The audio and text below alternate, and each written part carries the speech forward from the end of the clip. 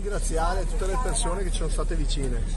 i veneziani in primis che hanno subito i danni, ma anche tutti quelli che sono venuti ad aiutarci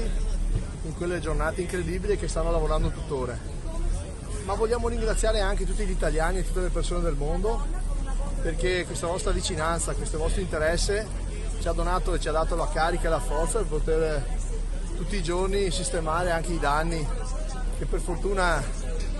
abbiamo sotto controllo. Sono danni molto grandi che vedremo nei prossimi anni, ma che